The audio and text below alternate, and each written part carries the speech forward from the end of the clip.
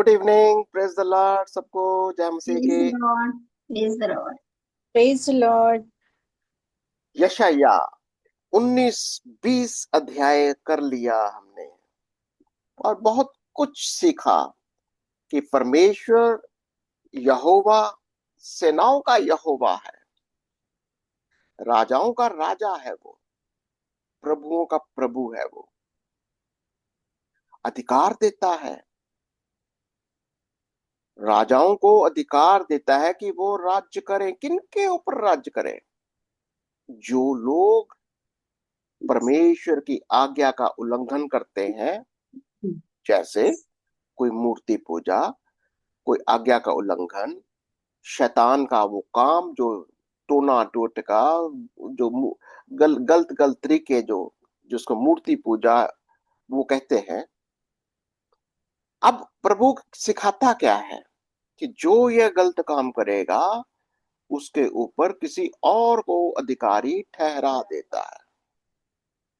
जैसे अशूर को ले आया और अशूर को अधिकारी बनाता है। अगर आपने ध्यान दिया हो, अशूर, मैं आपके सामने एक बार फिर से, जो लोग ऑनलाइन देख रहे हैं, मैं चाहूंगा कि इस अशूर की किंगडम को देखिए जरा। अशूर की किंगडम कुछ ऐसी दिखाई देती है। ये अशूर है। अशूर कहां पर है? ये उसके नीचे बाबिलोन देख रहा होगा आपको। इसको मैं थोड़ा सा और बड़ा कर देता हूँ। ये देखिए, ये बाबिलोन है।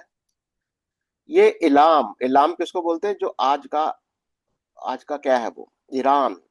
ये ईरान है, ठीक है। अगर इसको आप देखेंगे, ये आज का ईरान है। इलाम, मादी, जिसको मादी, और ये इलाम, मादी फारस, ये दोनों मिलकर एक किंगडम बनती है। असीरिया ये किंगडम है, बाबिलोन किंगडम, ठीक है ना। ऐसे तरीके से वो किंगडम्स को बनाता है। और अगर कोई आज्ञा का पालन नहीं करता, अगर आज्ञा का पालन नहीं करता, तो उसके ऊपर किसी दूसरे राज्य को, जैसे अशूर को, बाबिलोन को, मादी फारस को, उनको आज्ञा दे देता तुम इसको गुलाम बनाओ। पर लेकिन अगर वो भी अगर आज्ञा में नहीं रहते, फिर उन्हें भी दंड देता है। अब सवाल ये है कि हमारा परमेश्वर का नेचर क्या है? कैसा है ये राजाओं का राजा? क्या है उसका वो असली, उसकी मंशा क्या है? वो चाहता क्या है? सारी दुनिया से वो क्या चाहता है? और ये बात वो पहले से ही बता देता है। जैसे हमने देखा, अगर अशूर, अगर तू गलत काम करेगा, तेरे बाद में एक और आएगा, उसका नाम है बाबिलोन। मैंने आपको दिखाया ना, बाबिलोन। उसके बाद में एक और किंगडम ले आता है। अगर अशूर गलत काम करेगा, अशूर आज्ञा में नहीं रहेगा, मैं बाबिलोन को ले आऊंगा। ये है बाबिलोन। अगर बाबिलोन नहीं करेगा, मैं इलाम को ले आऊंगा। इलाम क्या है? ये मादी फारस, मादी, और इसको फारस बोलते हैं।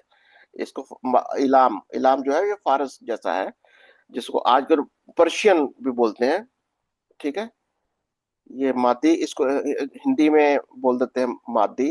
ये मादी, और ये है फारस। ये फारस, तो ये ऐसे करके बोलता, मादी फारस, दोनों दोनों मिलाकर है। आज हम देखेंगे कि परमेश्वर बाबिलोन को लाने से पहले ही उसको चेतावनी दे देता है। बाबिलोन को लाने से, क्योंकि अशूर ने भी गलत काम किए। हमने ऑलरेडी पढ़ लिया उसको। अशूर की भी बहुत सारी कमजोरियां, घमंड, और वो सब कुछ हमने देखा।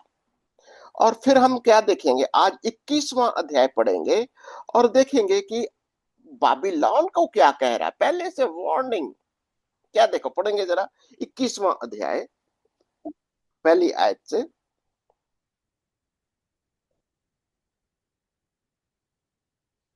बाबिलोन के पतन का दर्शन है ये, बाबिलोन के पतन का दर्शन।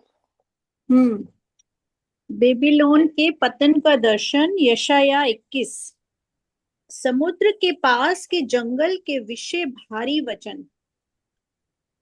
जैसे दक्षिणी प्रचंड बवंडर चला आता है, वैसे ही वह जंगल से अर्थात डरावने देश से निकट आ रहा है। मैंने आपसे कहा था कि बाबिलोन को के बाद में कौन आएगा? मादी फारस। अब हम नक्शे के अंदर देखने की कोशिश करेंगे कि मादी फारस, अभी देखो ये मादी फारस है। ये मादी फारस कहाँ से आ रहा है? ये सब क्या है? ये मादी फारस है। और यहाँ पर ये समुद्र है। ये सारा समुद्र है, इधर वाला पर्शियन गल्फ जैसे ये बोलते हैं ना, ये समुद्र है। और यहां से वो आ रहा है, किसके लिए? अगेंस्ट बाबिलोन के अगेंस्ट जाएगा। और फिर वो इधर को आएगा, फिर इधर आता जाएगा। कहाँ जाएगा? अरब की ओर जाएगा। अरब से किधर जाएगा? एदोम की ओर जाएगा। और ये सब, इस सारा का सारा एरिया जो है वो कैप्चर कर जाएगा। ये एक, जैसे ऐसे ही राज करते, ऐसे अटैक करते थे वो। एक किंगडम को इधर से अटैक करते थे। वो समुद्र से आया, बाबिलोन को लिया। उसको लेते हुए सारा का सारा साम्राज्य, देखो हम देखेंगे तो उसको हिस्ट्री को पकड़िए जरा। वो कैसे, और ये भविष्यवाणी प्रभु कर रहा है। इसको पढ़ेंगे अभी हम। क्या कह रहा है? पढ़ो जरा, पहली आयत से 21 का। समुद्र के पास के जंगल के विषय भारी वचन। हम्म। अब ये भारी वचन क्यों है? ये भविष्यवाणी और वचन में हाँ, ये भविष्यवाणी है। भविष्यवाणी है ये। अच्छा, जैसे औरों में तो भविष्यवाणी लिखा हुआ है, जैसे और हमने पढ़े कि भारी भविष्यवाणी। हम्म। इसमें हाँ, ये ट्रांसलेशन की बात है ये। ट्रांसलेशन है ये। एक, ओरेकल अच्छा। अंग्रेजी में, अगर अंग्रेजी में पढ़ोगे उसमें बोलता है द ओरेकल कंसर्निंग बाबिलोन, अंग्रेजी में लिखता है। ओरेकल का मतलब भविष्यवाणी। कैसा भविष्यवाणी है ये? समुद्र के पास के जंगल के विषय में, हम्म। जंगल के विषय में भारी वचन है। जैसे दक्षिणी प्रचंड बवंडर चला आता है, हम्म। वैसे ही वे जंगल से अर्थात डरावने देश से निकट आ रहा है। डरावने देश से निकलता आ रहा है। ये डरावना देश कौन सा दिखा, किसको किसको? क्योंकि हम जानते हैं ये पर्शिया आने वाला है। पर्शिया क्या है? बिल्कुल बाबिलोन के नीचे साइड में है वो। पर लेकिन बड़ा ही भयानक, बड़ा, हमने पढ़ा था ना पहले, जो पैसा नहीं लेते, उनको धन दौलत नहीं चाहिए, उनको खूब सोना नहीं चाहिए, परवाह नहीं करते, पहले हमने पढ़ा था ना इसके बारे में। और ये मादी फारस है, जो आज भी इसका इतिहास है। आज भी जो पर्शिया है, जिसको ईरान कहते हैं, इसका इतिहास बड़ा गौरवशाली है। इसके राजा बड़े ताकतवर, बड़े बड़े गौरवशाली होते थे। और ये अभी ये वचन सिख बता रहा है कि ये लोग, सारा दुनिया बहुत डरते थे इससे। और ये क्या कह रहा है? कि वो आ रहा है, डरावना देश है ये। और क्या कहता है? हम्म। कष्ट की बातों का मुझे दर्शन दिखाया गया है। विश्वासघाती विश्वासघात करता है और नाशक नाश करता है। कौन है विश्वासघाती? किसको बोल रहा है विश्वासघाती? क्योंकि बाबिलोन, बाबिलोन विश्वासघाती क्यों? बाबिलोन को विश्वासघाती कह रहा है। परमेश्वर ने उसको राज्य दिया, परमेश्वर ने उसको सब कुछ दिया, उसको अपने वचन दिए, अपना दर्शन दिया। पर लेकिन जैसा असीरिया, अशूर, वो आज्ञाकारिता में नहीं रहा। बाबिलोन भी उसी का वो यही हाल है। और यहां पर वो कहता है कि अब मुझे बड़ा दुख हो रहा है। कौन बोल रहा है ये? यशायाह बोल रहा है, एक भविष्यद्वक्ता बोल रहा है। वो जब दर्शन में देख रहा है कि इसको इतना कुछ दिया, पर लेकिन ये भी वैसा ही निकला, ये भी विश्वासघाती निकला। और क्या लिखता है? नाशक नाश करता है। या कौन है नाशक? इलाम। देखो क्या आगे, पढ़ो एलाम। जरा आगे। नाशक नाश करता है, हे एलाम चढ़ाई कर, ये हे दे घेर ले, उसका सब कराहना मैं बंद करता हूँ। इलाम कौन है, हमने अभी देखा था, इलाम कौन है, ये आज का ईरान। और उसके ऊपर ही कौन सा देश है, मादे, जिसको हिंदी में कहते हैं मीडिया। मैं एक बार फिर से आपको स्क्रीन में दिखाने की कोशिश करता हूँ कि ये इलाम और मादे फारस समझने की कोशिश करो इसको, क्योंकि ये समझना है, ये इलाम और ये मादे, ये किंगडम है पूरी की पूरी। और किसके ऊपर अटैक चढ़ाई कर रहा है ये, बाबिलोन के ऊपर, बाबिलोन के ऊपर अटैक कर रहा है। और बाबिलोन जो है ये कहीं ना कहीं उस वक्त बहुत, सीरिया के बाद में, सीरिया के बाद में बाबिलोन आया था। और क्योंकि वो विश्वास योग्य नहीं रहे, इसीलिए तो मादी फारस को लाया गया। मादी फारस को कहता है इसको घेर ले, इसका कराहना मैं बंद करता हूं। और क्या कहता है, और यशायाह क्या कहता तीसरी आयत के अंदर, इस कारण मेरी कटी में कठिन पीड़ा है, मुझको मानो जच्चा किसी पीड़ा हो रही है। मैं ऐसे संकट में पड़ गया हूँ कि कुछ सुनाई नहीं देता, मैं ऐसा घबरा गया हूँ कि कुछ दिखाई नहीं देता। क्या समझ में आ रहा है आपको? आप यशायाह की प्रॉब्लम क्या चल रही है, वो क्यों घबरा सा रहा है, बड़ा डरा सा हुआ है, बड़ा परेशान दिखाई दे रहा है? आपको कुछ लग रहा है आइडिया? यशायाह भविष्यवाणियां कर रहा है, जबकि ये अशूर का राज्य भी नहीं आया था, बाबिलोन का राज्य अभी आया भी नहीं था, मादी फारस अभी आया भी नहीं था। ये भविष्यवाणियां लिख रहा है, ये भविष्यवाणियां बोल रहा है। वैसे एक बात बताइए, अगर समय से पहले किसी को आने वाली चीजों का पता लग जाता है तो उसका तो सुख चैन सब गया, वो तो यही सोचता रहेगा ऐसा टाइम। बिल्कुल यही प्रॉब्लम है उसके। अब सोचो, अगर आज हम प्रकाशित वाक्य पढ़ते हैं, आप सबने प्रकाशित वाक्य पढ़ा, प्रकाशित वाक्य को पढ़कर हम हैरान हो जाते हैं, हम परेशान हो जाते हैं, अरे प्रभु ऐसा भी होगा, हम्म। तू ऐसे ऐसे ऐसे तू नाश करेगा। और जो प्रभु के दास होते हैं, प्रभु के लोग होते हैं, जिनको ये दर्शन हो जाता है कि आने वाला समय कैसा होगा, आने वाले किंगडम्स कैसे होंगे, राज्य कैसे होंगे, यशायाह एक हमारी तरह इंसान है, परमेश्वर का दर्शन है उसके पास। जब दर्शन होता है उसको पीड़ा इस बात की हो रही है, ना तो अशूर रहा, ना बाबिलोन रहा, अब मादी फारस आया। मादी फारस भी वही बहुत ही वो क्रूर है, नाश करता जा रहा है, चढ़ाई करता जा रहा है, और सटीकता के साथ उसको वचन दिखाई दे रहा है, सटीकता के साथ। पढ़िए जरा आगे क्या दिखाता है उसको। आगे वो कहता है कि मेरा हृदय धड़कता है, हम्म। मैं अत्यंत भयभीत हूँ। जिस सांझ की मैं बाट जोता था, उसे उसने मेरी थरथराहट का कारण कर दिया है। हम्म। भोजन की तैयारी हो रही है, पहरुए बैठाए जा रहे हैं, खाना पीना हो रहा है। हे हाकिमों उठो, ढाल में तेल मलो, हम्म। क्योंकि प्रभु ने मुझसे यूं कहा है, जाकर एक पहरुआ खड़ा कर दे और वह जो कुछ देखे उसे बताए।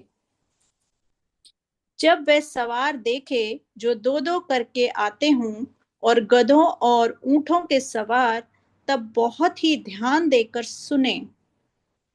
और उसने सिंह के से शब्द से पुकारा, हे प्रभु, मैं दिन भर खड़ा पहरा देता रहा, और मैंने पूरी रातें पहरे पहरे पर काटी, और क्या देखता हूँ कि सवारों का दल अर्थात दो दो करके सवार चले आ रहे हैं। और किसके वह ऊपर अटैक, हाँ ओके, आप 9वीं को एक्ट को पूरी पढ़िए जरा, किसके ऊपर अटैक हो रहा है?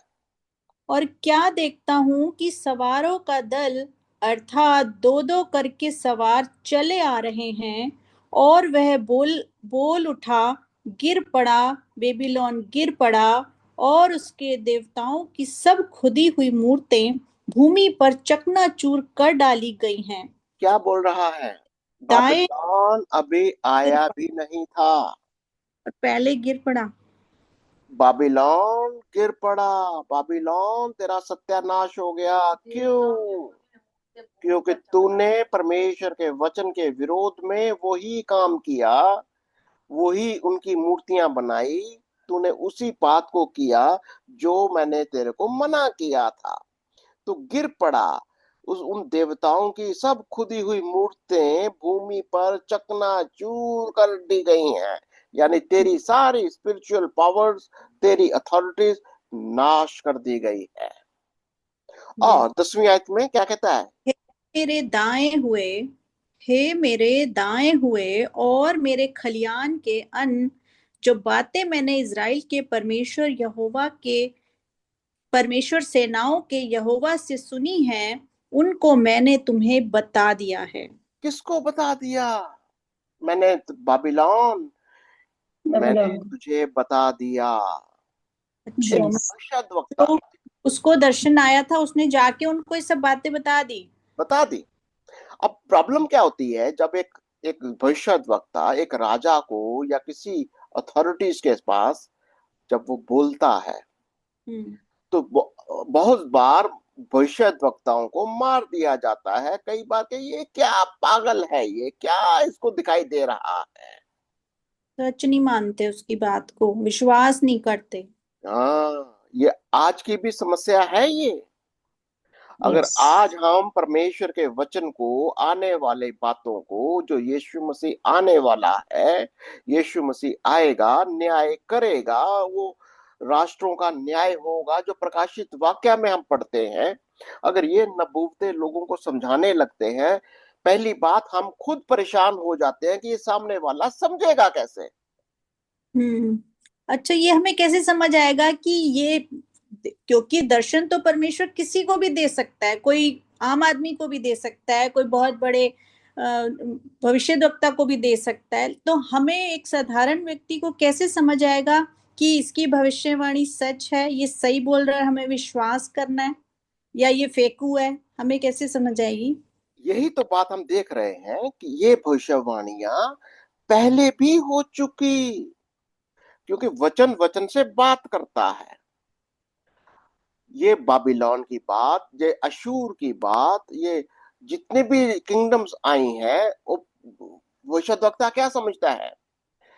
अशूर भी गिरा, बाबिलोन भी गिरेगा, मादी फारस भी गिरेगा। वजह सिर्फ एक ही है। विश्वास अगर नहीं। आपको वजह समझ में आ रही है, आपको पता चल जाता है कि इसका पतन भी इसी वजह से होगा।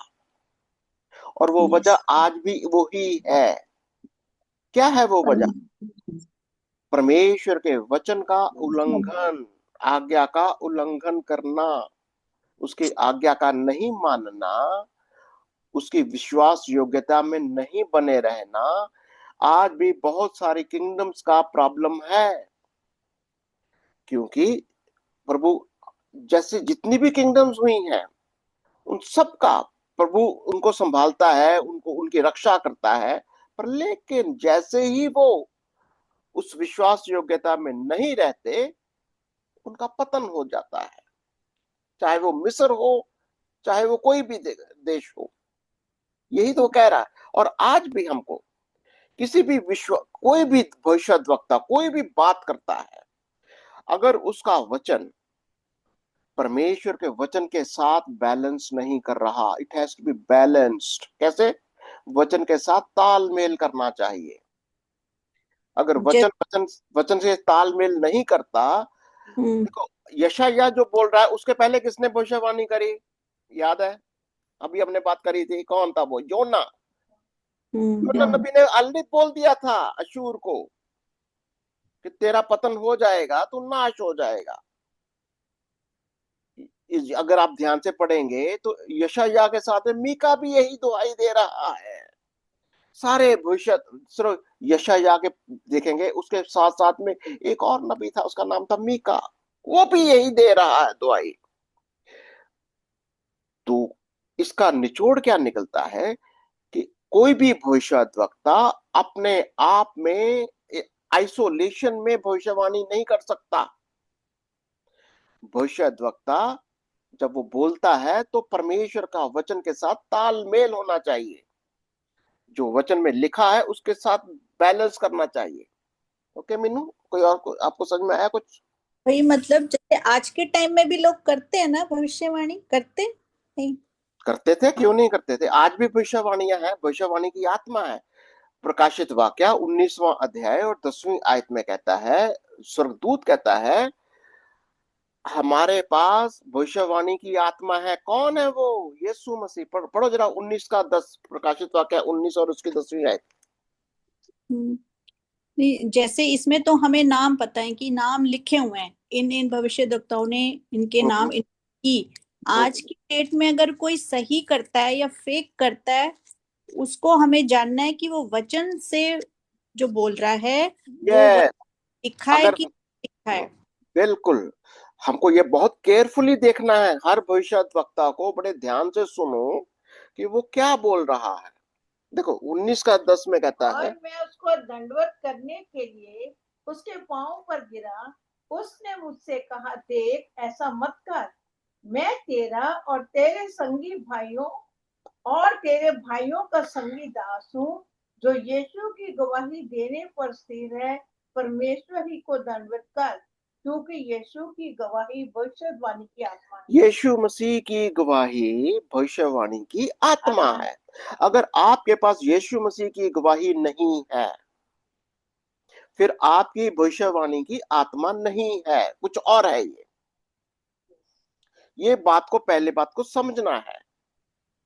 अगर कोई यीशु मसीह को यही स्टैंडर्ड इन सारे किंगडम्स को बताया जा रहा है, चाहे वो यहूदा हो, चाहे असीरिया हो, सीरिया हो, सबको यहोवा का दर्शन दिया जाता है, आज्ञाएं दी जाती हैं। अगर वो दर्शन नहीं है तो वो भविष्यवाणियों में फेल हो जाते हैं, आज्ञा में नहीं आते, यहोवा को नहीं पहचानते। आज भी अगर हम यीशु मसीह को नहीं समझते, हमारी भविष्यवाणियां जो भी हम बोल रहे हैं वो यीशु मसीह में होकर बोलना है। यीशु मसीह का विश्वास ही भविष्यवाणी की आत्मा है। यही तो वो कह रहा है। फिर से पढ़ो जरा, उसी का आखिर में पढ़ो जरा। देखो, क्योंकि यीशु की गवाही भविष्यवाणी की आत्मा है। अगर ये आत्मा, अगर ये वाली बात किसी भी भविष्यद्वक्ता के अंदर नहीं है, पुराने नियम के अंदर, चाहे वो यशायाह हो, यशायाह क्या बोल रहा है? यही तो बोल रहा है, एक बालक उत्पन्न होगा, वो राजा है, वो राजाओं का राजा है, वो सेनाओं का यहोवा है। उसी के इर्द गिर्द सारी भविष्यवाणियां हो रही हैं। और जो विश्वास करते हैं, प्रभु उसको समर्थ देता है, चाहे वो अशूर हो, तो चाहे वो बाबिलोन हो, तो चाहे मादी फारस हो, सबको, कोई भी राष्ट्र का, किसी भी जगह का, किसी भी जाति का, उनको सिर्फ यही विश्वास करना है कि ये वचन सेनाओं के यहोवा का है और ये वचन प्रभु के भविष्यद्वक्ता ने बोला है। विश्वास करते हैं। पर लेकिन, हाँ जी, आपने ना परमेश्वर ही को दंडवत कर, क्योंकि यीशु की गवाही भविष्यवाणी की आत्मा है। यीशु की गवाही मतलब ये मानना है कि यीशु परमेश्वर का पुत्र है, यही गवाही मानी जाएगी ना, इसका बिल्कुल यही माना बिल्कुल जाएगा। बिल्कुल, यस। यशायाह भी यही तो कर रहा है कि ये पुत्र कौन है, ये बालक जो उत्पन्न होगा, पैदा होगा। ये भविष्यवाणी उस समय भी चल रही थी।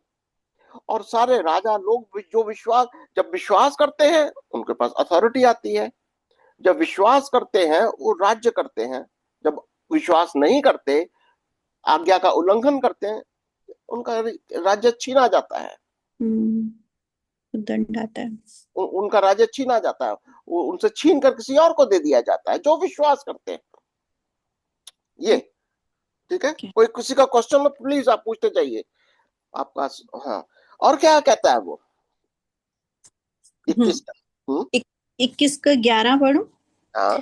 उसकी हेडिंग है एदोम के विषय संदेश, हम्म। दूमा के विषय भारी वचन। सेईर में से कोई मुझे पुकार रहा है, हे पहरुए, रात का क्या समाचार है? हे पहरुए, रात की क्या खबर है? पहरुए ने कहा, भोर होती है और रात भी। यदि तुम पूछना चाहते हो तो पूछो, फिर लौटकर आना। ये किसको कह रहा है? ये एदोम, एदोम का अभी आपने देखा था एदोम किधर है? एदोम किधर है? अगर वो आप इसको देखेंगे, एदोम ये यहाँ पर आएगा, बिल्कुल नीचे का ये वाला एदोम है, ये वाला एरिया। अरेबिया से ऊपर। हाँ, अरेबिया के ऊपर बिल्कुल ये एदोम है। यस ये यस। यहाँ पर मोआब है, मोआब आ गया यहाँ पर। यहाँ पर अरेबिया, ये सऊदी अरेबिया जिसको बोलते हैं, ये सारे वो जगह हैं। और कहाँ से अटैक हो रहा है? बिल्कुल यहाँ से आ रहा है, वो इधर से आ रहा है। दूमा भी मैं हम्म। दूमा भी ऊपर है, दूमा और सेयर। हम्म। वो जगह है, वो सारी एदोम की जगहें हैं वो। दुमा, दुमा असल में ये अरब के अंदर है। देखेंगे अगर मैं आपको दिखाता हूँ, अगर दुमा। हाँ जी, हाँ उसमें नीचे लिखा है, लिखा है इसमें सामने। अरब के बिल्कुल नीचे है। ये रहा। हाँ हाँ, दिखाई दिया। हम्म। ओके। ये कुछ कुछ आपको शहर दिखाई दे देंगे इसके अंदर से, कुछ कुछ शहर दिखाई दे देंगे। ओके, दुम्मा से कहा जा रहा, और सैयर से बोल रहा, क्या बोलता है? सैयर में से कोई मुझे पुकार रहा है, हम्म।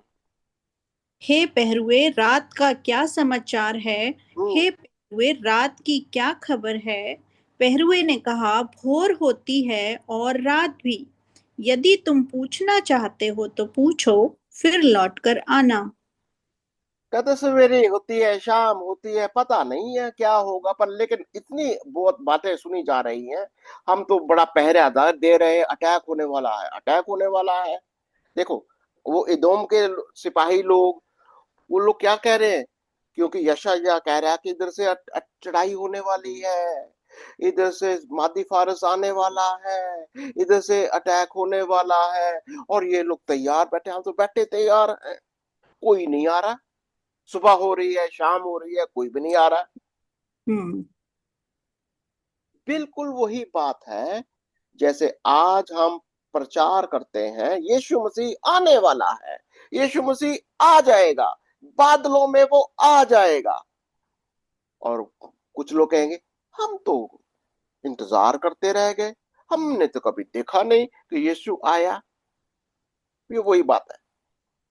कहते लोग ऐसा ही कहेंगे, ऐसा कह रहे हैं। दिन होता है, शाम होती है, सुबह होती है, कोई तो अटैक नहीं हुआ। पर तुम कहते हो उधर से अटैक होने वाला है, हम्म। पहरेदारों तुम तैयार हो जाओ, चौकी, वो ये कह रहा वो, ये हम्म। इसीलिए इदोम के बारे में वो ऐसे बोलता है वो। पर हम्म। लेकिन अब अरब के लिए क्या बोलता है? अरब, जिसको सऊदी अरेबिया भी बोलते हैं। देखिए, हम्म। प्रभु ने उसके लिए कोई भी देश, उसको वो अपना समझता है। सऊदी अरेबिया को भी यही वचन सुनाया जा रहा है, जिसको आज हम अरब कहते हैं। वचन में लिखा अरब है, ये असल में सऊदी अरेबिया है। क्या लिखता है सऊदी अरेबिया? 13वीं आयत से पढ़ो जरा। अरब के विषय संदेश, अरब के विरुद्ध भारी वचन। फिर वही भारी वचन है ये। हे ददानी बटोइयों, तुमको अरब के जंगल में रात बितानी पड़ेगी। देखो, ये इनको क्या बोलता है? ये ददानी क्या है ना, ददानी उनकी एक जैसे कबीला है कोई। अच्छा। वो रात भर चरवाहे करते हैं, या कबीले जैसे। कहते हैं जागते रहना भाई, अटैक होने वाला है, आने हम्म। वाला है, तुम लोग तैयार रहना। अब वो उनको बताया जा रहा है। पर वो क्या कहते हैं? हे हम्म। ददानी बटोही हे हो। ददानी बटोइयों, तुमको अरब के जंगल में रात बितानी पड़ेगी। हम्म।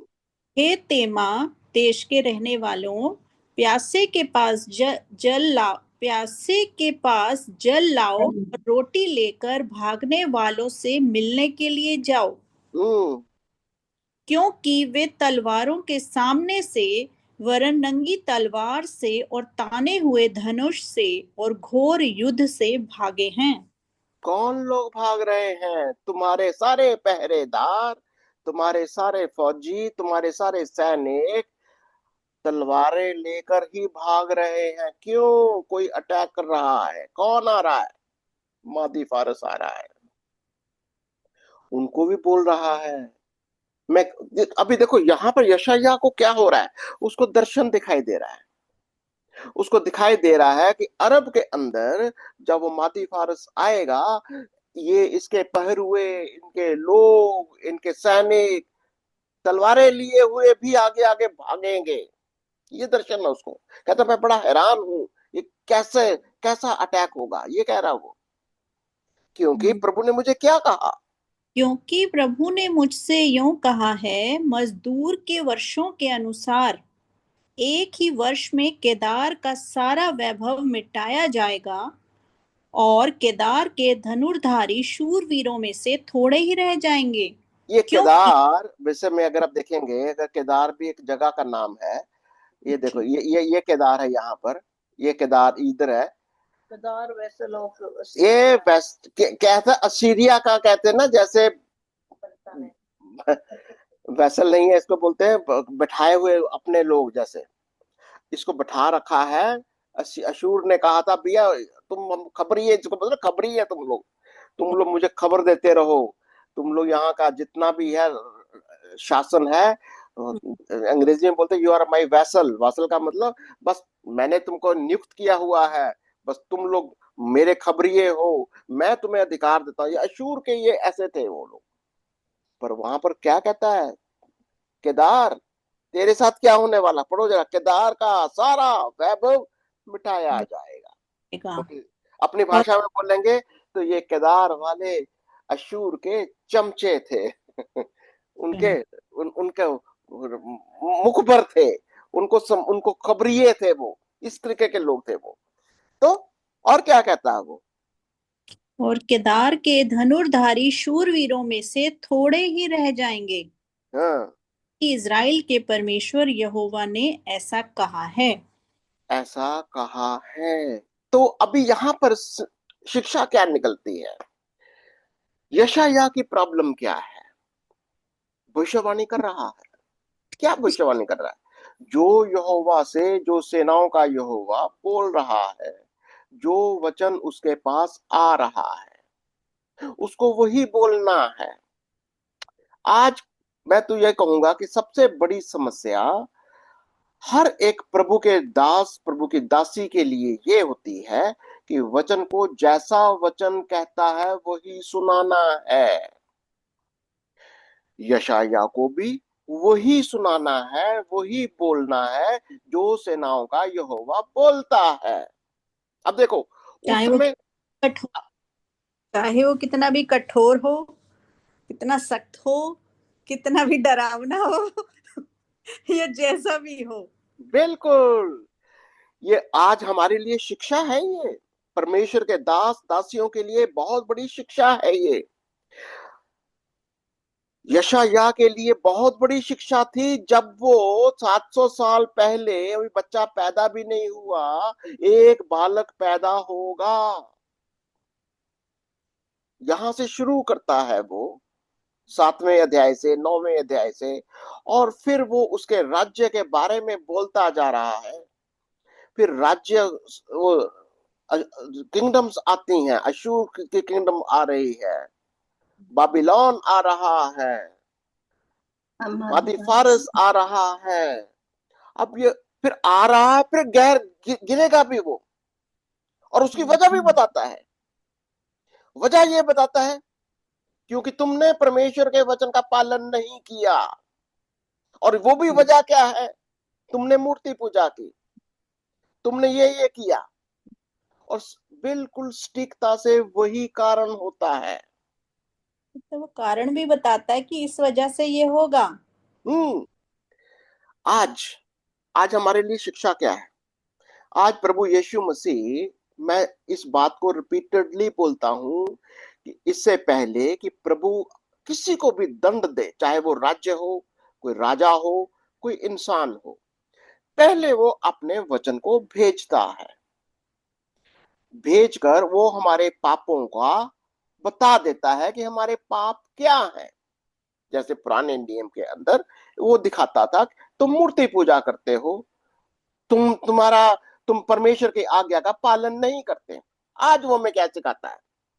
अगर हम अपने ऊपर भरोसा करते हैं, अगर मुझे अपने ऊपर ही भरोसा है, मुझे परमेश्वर, उसके वचन, उसकी आज्ञाओं पर बिल्कुल ध्यान नहीं है,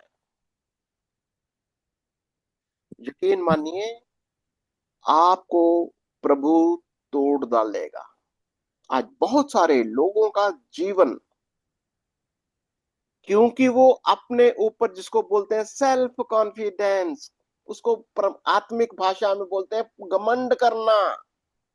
जब हम यस परमेश्वर पर, उसके पुत्र पर विश्वास नहीं करते, जब हम सिर्फ अपनी पैसे पर, अपनी पोजीशन पर, अपनी जो भी कोई हमारी ताकत है उसी का भरोसा करते हैं, अपनी अक्ल का, अपनी बुद्धि का, इंटेलिजेंस का अगर भरोसा करते हैं, परमेश्वर की दृष्टि में वो एक मूर्ति पूजा है। हम अगर परमेश्वर की आज्ञाओं का पालन नहीं करते तो वो आपको तोड़ता है, पवित्र आत्मा आपको तोड़ेगा। अगर पश्चाताप करोगे, अगर हम अपने आप को परमेश्वर की आज्ञाओं में, उसकी आज्ञाकारिता में, हमें करना क्या है? हमें बस अपने पापों का अंगीकार करना है। हमें सिर्फ ये मान लेना है कि प्रभु, हे परमेश्वर, मैं पापी हूं, मैं अपने आप में, मेरी कोई ताकत नहीं है, मेरी अपनी समझ अधूरी है, मेरा अपना जो भी शक्ति है मैं इसके ऊपर भरोसा नहीं कर सकता। चाहे कितनी धन दौलत हो, चाहे मेरे पास कितनी डिग्रियां हो, चाहे कितना कुछ भी मेरे पास क्यों ना हो, मैं नहीं भरोसा कर सकता। यही पश्चाताप है। और प्रभु यीशु मसीह आज आपको अपने ही लहू से, जब वो कहता अपने ही लहू से, अपने ही जीवन से धो डालता है, हमें अपने ही वचन से मस्सा कर देता है, अपने ही नाम से वो हमें कवर कर लेता है, बैप्टाइज कर लेता है। कवर, बैप्टाइज का मतलब क्या होता है? वी आर कवर्ड, यस हमें ढक लेता है, हमें शुद्ध कर लेता है, हमें सेपरेट कर लेता है। है? ये वाली बातें होती हैं। सैंक्टिफाई, सेपरेट का मतलब सैंक्टिफाई कर, एकदम से वी आर सेपरेटेड। क्यों? क्योंकि हमें वो संसार की आत्मा इससे बचाना चाहता है। प्रभु नहीं चाहता कि ये संसार की आत्मा, जो लूसीफर की आत्मा है, लोगों को भड़काता है, उनको बहकाकर, इस विश्वास से हटाकर आपको कहीं ना कहीं वो विनाश के रास्ते पर ले चलता है। विनाश का रास्ता क्या है? जब हम परमेश्वर की ओर से, उसके वचन की ओर से, उसके पुत्र से नजरें हटा ले, जब हम अपने आप, यही तो लूसीफर का काम है, यही वो सिखाता है। उसके दूत, जिसको आज देवता जो भी कहते हैं लोग, वो जो भी वो शक्तियां हैं, वो मूर्ति हैं, एक इमेजिनेशन है वो। ये वही सिखाता है कि अब तुम जो करना है तुम्हें करना है, तुम्हें अपनी शक्ति से करना है। ये लूसीफर का आत्मा है। पर लेकिन जब हम यीशु मसीह को ग्रहण कर लेते हैं, यीशु मसीह हमारे अंदर आ जाता है, वो हमारे लिए एक समर्थ ही नहीं, जी उठने की समर्थ, पुनरुत्थान की समर्थ, उद्धार की समर्थ, अनंत जीवन की समर्थ, परमेश्वर के ज्ञान की समर्थ, और सबसे बढ़कर भविष्यवाणी की आत्मा। आज आप भी एक भविष्यवाणी कर सकते हो।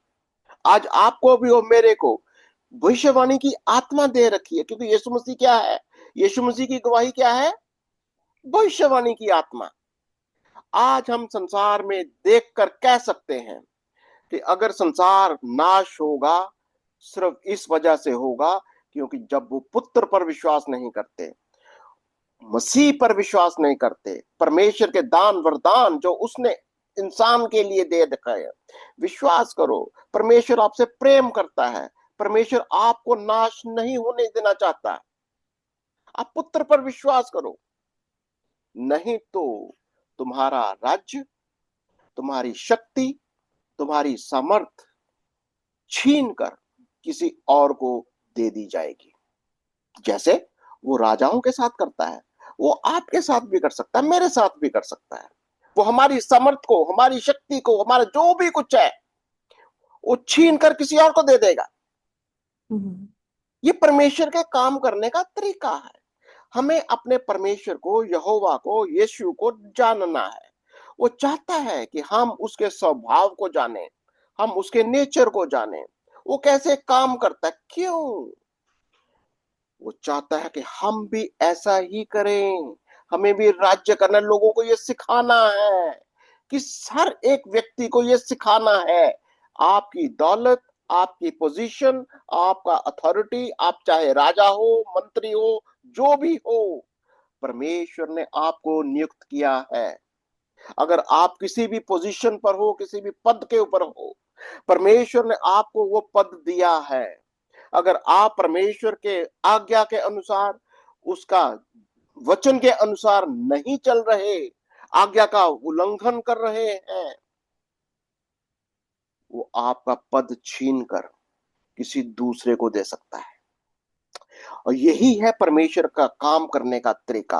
और हमें इससे डरना नहीं, परंतु प्रभु की स्तुति करनी है। वो एक आदरणीय भय होता है हमारे मन के अंदर। हम परमेश्वर की आराधना करते हैं। तभी तो हमने पढ़ा था इसका 19 का लास्ट की वो आइटम पढ़ो जरो, कि कहता कि अशूर और क्या बोलता, वो सारे लोग आएंगे और मेरी अशूर और मिस्र। 19 हाँ, 23 है। 19 19 की के लास्ट में 19 की 24 में लिखा है, उस समय इज़राइल, मिस्र और अशूर तीनों मिलकर पृथ्वी के लिए आशीष का कारण होंगे, क्योंकि सेनाओं का यहोवा उन तीनों को ये कहकर आशीष देगा, धन्य हो मेरी प्रजा मिस्र, और मेरा रचा हुआ अशूर, और मेरा निज भाग इज़राइल। क्यों? प्रभु चाहता है, आपको भी ऐसे ही इस्तेमाल करना चाहता है। प्रभु आपको भी दूसरों के लिए आशीष का कारण बनाना चाहता है। प्रभु नहीं चाहता कि हम पाप में, अंधकार में, शैतान की शक्तियों में, गुलामी में बर्बाद हो जाए। प्रभु चाहता कि हम जयवंत होते हुए प्रभु के राज्य में, जैसा प्रभु पिता का पुत्र है, हम भी परमेश्वर के पुत्र और पुत्रियां, जैसे वो राजा है हमें भी राजा बनाना चाहता है, जैसे वो अधिकार में है हमें भी वो अधिकार देना चाहता है।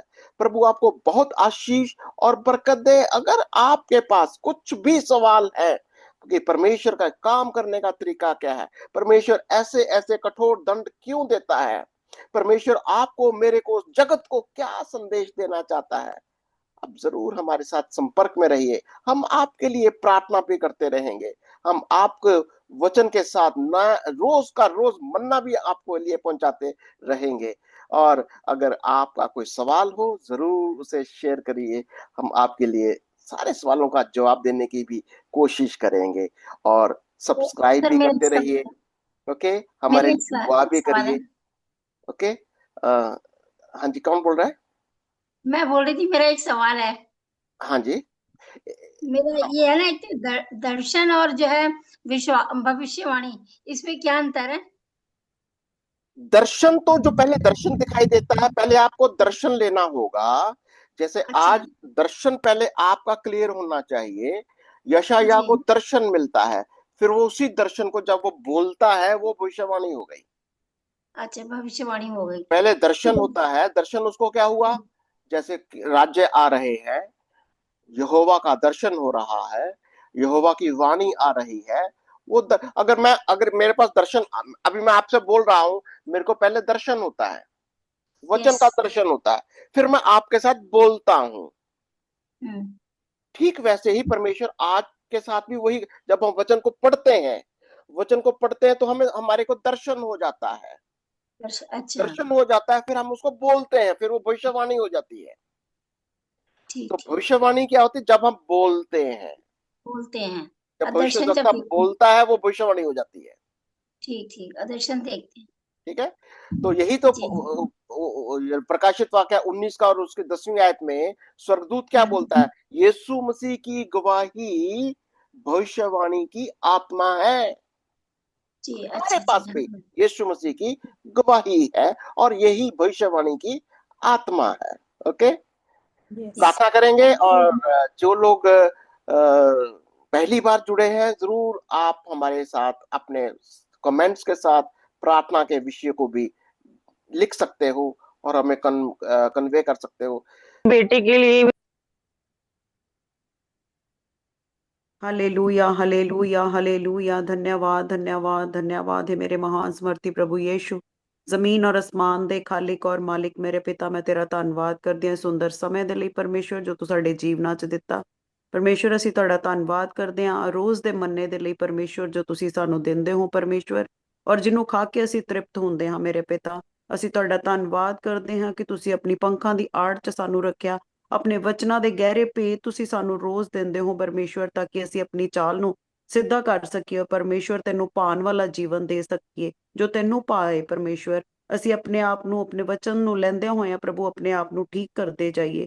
ਇਸ ਵਕਤ ਅਸੀਂ ਪ੍ਰਾਰਥਨਾ ਕਰਦੇ ਹਾਂ ਸਿਸਟਰ ਸੁਨੀਤਾ ਦੇ ਲਈ ਪਰਮੇਸ਼ਵਰ, ਤੋਂ ਆਪਣਾ ਛੇਦਾ ਹੱਥ ਵਧਾ ਕੇ ਪਰਮੇਸ਼ਵਰ ਉਹਨਾਂ ਨੂੰ ਸ਼ਿਫਾ ਦੇ ਪ੍ਰਭੂ। ਤੇਰੇ ਵਿੱਚ ਹਰ ਇੱਕ ਚੀਜ਼ ਨਾਰਮਲ ਹੋ ਜਾਂਦੀ ਹੈ ਮੇਰੇ ਪਿਤਾ। ਤੂੰ ਸਭਾ ਚੀਜ਼ਾਂ ਨੂੰ ਠੀਕ ਕਰਨ ਵਾਲਾ ਪਰਮੇਸ਼ਵਰ ਹੈ। ਤੂੰ ਆਪਣੇ ਬੱਚਿਆਂ ਦੇ ਉੱਤੇ ਦਇਆ ਰਹਿਮ ਕਰਦਾ ਹੈ ਮੇਰੇ ਪਿਤਾ। ਸਾਡੀਆਂ ਗਲਤੀਆਂ ਗੁਨਾਹਾਂ ਨੂੰ ਤੂੰ ਮਾਫ ਕਰਦਾ ਹੈ। ਤੂੰ ਦਇਆਵੰਤ ਬਾਪ ਹੈ ਮੇਰੇ ਪਿਤਾ।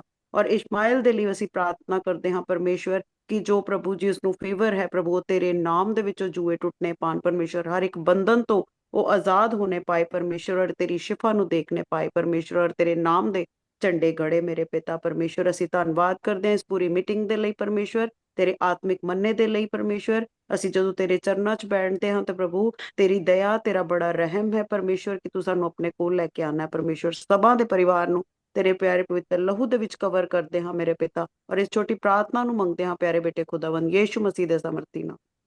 आमेन, आमेन एंड आमीन, आमीन। प्रभु आप सबको बहुत आशीष और बरकत दे।